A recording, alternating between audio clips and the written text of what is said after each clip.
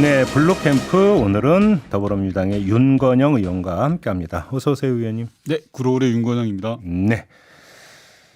이상민 행정안전부 장관 탄핵 소추안이 어제 국회를 통과를 했습니다. 네. 찬성이 179표가 나왔던데 민주당에서 그럼 이탈표는 1도 없었던 겁니까? 숫자상으로 보면 그렇고 오히려 국민의힘 쪽에서 기권표 등을 보면 일부가 적은 숫자이긴 합니다만 이탈이 있었던 걸로 보여집니다. 그렇게 보는 거고. 예. 근데 이제 보수 언론 같은 경우는 민주당 일각에서 탄핵 소추안 추진하면 안 된다. 왜냐하면 해서 헌재 갔는데 거기서 기각 결정 내리면 총선 때 역풍 분다. 뭐 이런 목소리가 있다라는 보도가 꽤 많이 나왔었거든요. 그럼 네. 이건 과장 보도였던 겁니까? 뭡니까? 의원총회를 통해서 토론을 했죠. 토론을 과정을 통해서 총의를 모았던 거고 그 결과 어제 뭐 방금 말씀하셨지만 이탈표가 하나도 없었던 것이고요.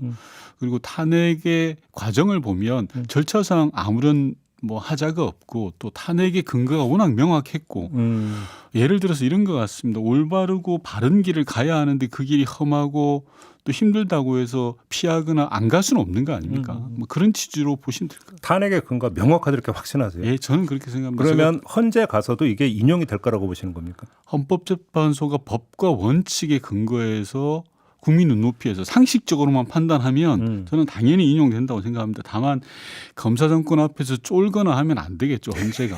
예. 그리고 또 물론 이제 탄핵소추위원이 김도읍 의원이다 보니까 여러 난관이 있을 수 있습니다. 하지만 김도읍 의원도 법과 원칙에 따라서 활동을 한다면 저는 뭐 정상적인 결과가 나온다고 봅니다. 근데 대통령실이 어제 그 입장문을 내놨는데 의회주의 포기, 의정사의 부끄러운 역사로 기록될 것 이런 입장이거든요. 어떻게 받아들이세요? 사실 탄핵 이전에 이상민 장관이 자진 사퇴하는 게 맞죠. 그게 아니면 대통령이 파면하는 게 맞고요. 예. 그게 국민 안전을 책임지는 장관의 도리이고 대통령의 도리라고 생각합니다. 그런데도 윤석열 대통령하고 국민의힘은 계속 버텼던 거 아닙니까? 뭐가 그렇게 전 당당한지 모르겠습니다. 159명이라는 아까운 목숨이 희생됐는데 단 한 명도 책임지지 않고 자신들은 잘못한 게 없다. 오히려 당당하다라는 식으로 나가다 보니까 이 탄핵을 불러올 수밖에 없었던 거 아닙니까? 국회에서도 국민의힘을 빼고는 다 탄핵에 찬성을 했습니다. 그리고 유가족분들 또 탄핵을 원했던 거고요. 한마디로 이상민 탄핵은 국민의 요구다. 저는 그렇게 봐야 된다고 생각합니다. 국민의 요구다. 조금 전에 김도읍 의원 이야기를 했는데요. 김도읍 의원은 국민의힘 소속, 그러니까 탄핵에 반대했던 국민의힘의 어떤 소속된 의원이고 또 한편으로는 근데 또 헌재 가서 검사 역할을 해야 되는 거잖아요. 소추위원으로서. 그래서 난감한 처지에 빠져 있는데 그래서 일부 보도를 보니까 그래서 대리인단을 구성을 해서 거의 모든 걸 그쪽에 맡기지 않겠느냐 이런 전망이 나오더라고요. 맞습니다. 뭐 그런 가능성도 있습니다. 뭐 네. 법과 원칙에 따르면 그리고 대의를 생각한다면 김도읍 위원장이 탄핵소추위원으로서 즉 검사의 역할을 충실히 하는 것이 맞죠. 왜냐하면 국회에서 다수결에 따라서 정리가 된 거니까요. 근데 도저히 자신이 없다. 내가 그걸 할 수 있는 상황이 아니다라고 한다면 대리인을 통해서라도 탄핵의 사유를 정확하게 설명하고 헌재 가서 이야기할 필요가 있다고 생각합니다. 그렇게 이제 그 방법도 모색할 수는 있다. 네. 이런 말씀이시고. 알겠습니다. 이제 공이 이제 헌재로 넘어가야 되는데 어떻게 될지 이건 좀 지켜봐야 될 문제이기 때문에 이거는 좀 이제 그 이야기를 하지 않고 좀 넘어가도록 하겠고요. 혹시 어제 그 곽상도 전 의원에 대한 그 50억 판결 보셨죠? 저는 대한민국 법원에 사망 선고가 내려진 날이라고 좀 말씀드리겠습니다. 평가 좀 해주세요. 어떻게 받아들이세요? 이게 말이 됩니까? 네. 아들이 독립생계를 하고 있다고 50억 받았는데 그걸 무죄를 내리고요. 뭐 비슷하진 않지만 조국 전 장관은 딸이 600만 원 장학금 받았다고 유죄를 내렸습니다. 여자는 유죄고 남자는 무죄입니까? 그 남녀 문제입니까? 아니 농담으로 이야기한 네. 건데요. 이게 조금 전에 말씀드렸지만 독립생계를 근거로 해서 유죄를 다툰다라는 것 자체가 얼마나 우리나라 법원이 눈치 보고 찌질한 판단을 내렸는지는 잘 모르겠습니다. 만약에 어제 법원이 내린 판단대로라면요 앞으로 뇌물 주는 방법은 다 열렸습니다. 그래서 본인한테만 안 주면 된다. 본인한테 안 주고 독립생계를 이루고 있는 사람을 찾아서 주면 아무 탈 안 납니다. 네. 50억이고 100억이고요. 네. 대한민국이 어떻게 이렇게 갑니까? 이게 나라입니까? 전 참 어제 그 뉴스를 보고 처음에 의심했습니다. 이게 맞아? 속보가 뜨길래요. 예. 야 이게 아닌 것 같아. 라고 좀 더 기다려봤는데 그게 맞더라고요. 그래요? 근데 여러 가지 분석이 나오던데 왜 이런 판결이 나왔을까? 그러니까 분석 중에 하나가 뭐냐면 50억 클럽에 권순일 전 대법관이 들어가 있잖아요. 그렇기 때문에 그걸 고려한 판결이라는 해석도 있던데 혹시 그 공감하십니까? 두 가지 중에 하나일 것 같아요. 전자는 방금 우리 진행자님께서 말씀하신 부분이고 후자는 정말 법원 편을 들어준다면 검찰의 수사가 부실했던 거죠. 그러니까 관련된 증거 자료나 의율할 수 있는 법령을 그렇게밖에 형성하지 않았던 겁니다. 판사가 그렇게 판단할 수밖에 없도록 아주 교묘하게 검찰에서 머리를 썼거나 아니면 판사가 조금 전에 말씀하신 것처럼 그런 여러 가지 정치적 고려를 한 거거나 또 좀 그 이외에 다른 방법, 다른 수는 생각되지 않습니다. 바로 그 지점인데 그 본인이 직접 안 받았고 아들로부터 본인한테 갔다라고 하는 증거가 없으니까 무죄. 요거 하나에다가 이른바 정영학 녹취록도 신빙성이 없다고 어제 판단을 내렸거든요. 요 두 개를 종합을 하면 이재명 대표에 대한 지금 전방위적 수사가 이루어지고 대장동 건으로만 한정을 하더라도 오히려 코너에 몰리는 건 검찰이다. 맞습니다. 이런 뭔가 분석이 있던데요. 정확하게 보신 거고요. 대장동 관련해서는 뭐 거의 한 2년 가까이 지금 검찰이 수사하고 압수수색하고 난리를 치셨는데 지금 결과가 조금씩 나오고 있지 않습니까? 방금 말씀하신 것처럼 녹취록에 대해서 아무 근거를 이제 인정을 못 하겠다. 신빙성이 없다고 신빙성이 없다라고 하면 이 사건 자체가 성립이 안 되는 거죠. 검찰이 마지막에 기소를 저는 어떻게 할지 대장동 관련해서 잘 지켜봐야 될 부분이라고 생각합니다. 그래요. 아무튼 근데 이재명 대표는 이제 내일 대장동 건과 관련해서 이제 2차 출석을 하거든요. 네. 그러니까 제발 좀 오지 말라고 했던데 혹시 또 갑니까 의원분들? 아닙니다. 어제 의총에서도 당 대표가 본인 홀로 나가겠다라고 강곡한 당부가 있었고요. 의원들은 뭐 그 뜻에 따를 것 같습니다. 내일은 안 나간다. 네. 근데 공교롭게 내일이 또 그러니까 도이치모터스 주가 조작 의혹 사건 선고일이거든요. 1심 선고일. 이게 너무 섞여버리면 어떻게 되는 겁니까? 뭐 저는 이재명 대표 출석이야 이미 검찰이 우려먹을 대로 우려먹은 사고를 다 뽑아먹은 거라서요. 내일의 스포트라이트는 김건희 여사로 맞춰질 것 같습니다.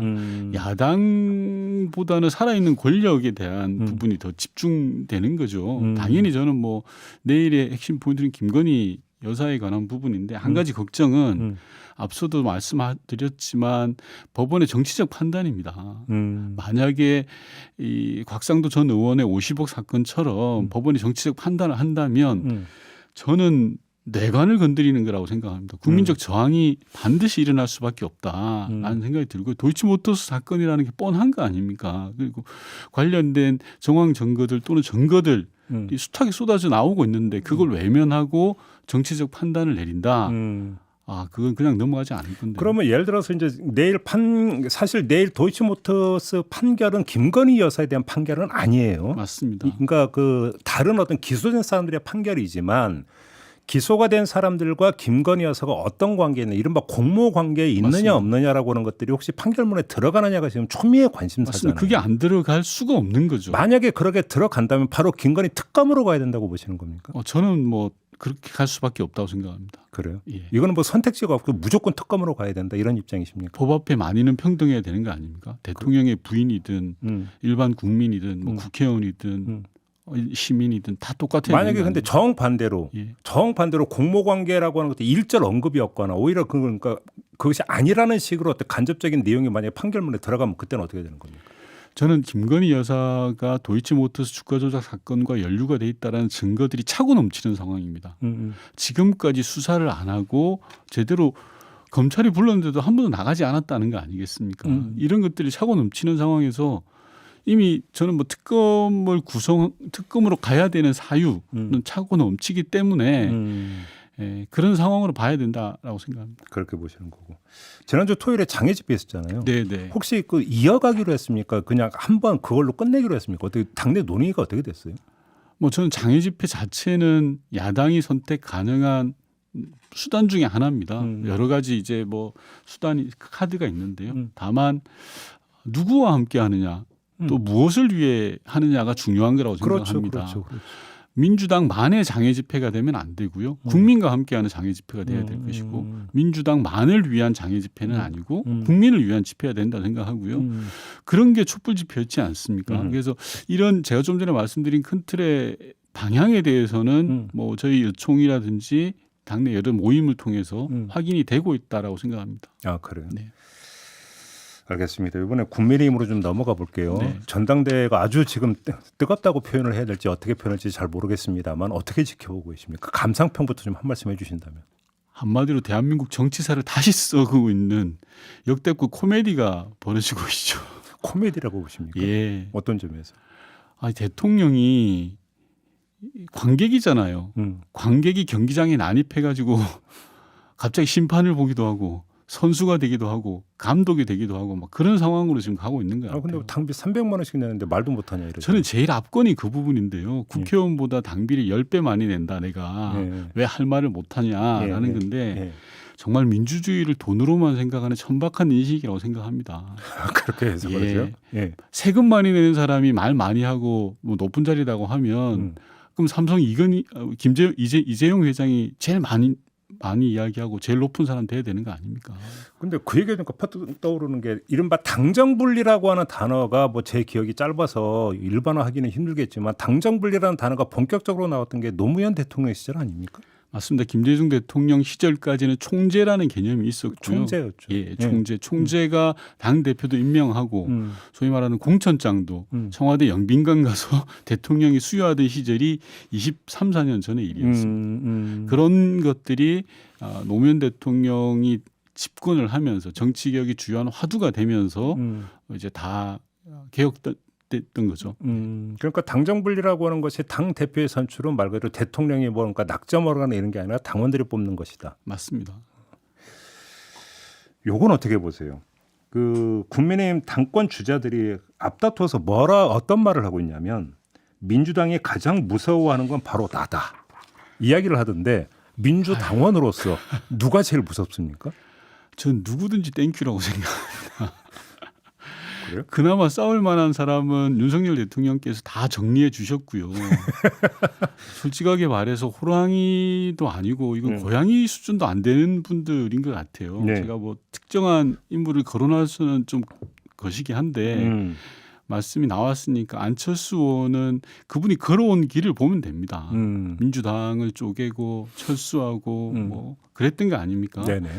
당 대표로서 대통령과의 관계도 그렇게 썩 좋아 보이지는 않습니다. 된다면 그런 걸 알기 때문에 윤석열 대통령이 저렇게 반대를 하시는 거고요. 김기현 의원님 같은 경우에는 앞으로 걸어갈 길을 보면 답이 보입니다. 무조건 예스맨으로 이제 자신의 위치를 정한 거 아닙니까? 그러기 서서히 침몰하는 거거든요. 그래서 저는 두 분의 차이는 한꺼번에 침몰하냐 아니면 서서히 침몰하냐라는 차이지 뭐 청명의 순간 한식의 순간 무슨 차이가 있겠습니까? 그렇게 평가를 하시는 거고. 근데 그 심평 변호사는 안철수 의원이 당 대표가 되면 윤석열 대통령이 탈당할 거다. 네. 그래서 이제 저희 그 인터뷰 때 이제 그 말씀을 또 하시길래 아니 그러면 세가 오히려 더 뭔가 조금 줄어드는 건데 지금의 국민의힘보다 그게 가능한 시나리오냐 했더니 여당만이 아니라 야당에서도 움직임이 있을 거다 이런 얘기를 한 바가 있었거든요. 저는 그분이 변호사인지 정치평론가인지는 잘 모르겠습니다. 하지만 순전한 바램을 담고 있고요. 지금 시절이 어느 때인데 야당 의원 빼가기 그것도 10%나 되는 의원들 한 20명에 가까운 의원들 어제 다른 인터뷰 또 10%라고 얘기했어요. 빼가는 식으로 이야기를 한다는 게 정치 공작성 그런 발언을 하신다는 게 저는 참 어이가 없고요. 뭐 신경 쓸 가치가 전 단 하나도 없다라는 말씀 드리고 싶고 앞서 말씀드린 윤석열 대통령의 정치 개입 일종의 당내 정치 개입이거든요. 이거는 어찌 보면 현행 헌법과 법률 위반일 수도 있습니다. 왜냐하면 지난번 박근혜 전 대통령이 국정농단 사건으로 22년의 징역형을 받았는데요. 그중에 2년이 이 경선 개입 때문에 공천 개입 때문이거든요. 이제 그런 사실을 누구보다도 잘 아는 분이 현 대통령이시잖아요. 당시에 그 사건을 맡았기 때문에. 그럼에도 불구하고 지금 하시는 건 너무 나간다라는 거고요. 어찌 보면 검찰총장식의 그런 국정 운영의 모습을 보이는 거 아니냐라는 총장식 운영이다. 어떤 말씀이세요, 그거는? 모든 걸 자기의 직선적인 체제로만 보는 거죠. 협치라든지 거버넌스라는 개념이라기보다는 수직적 명령 체계, 수직적 명령 체계, 검사 동일체의 원칙에 따라서 이상민은 지키고 나경원은 내치는 거 아닙니까?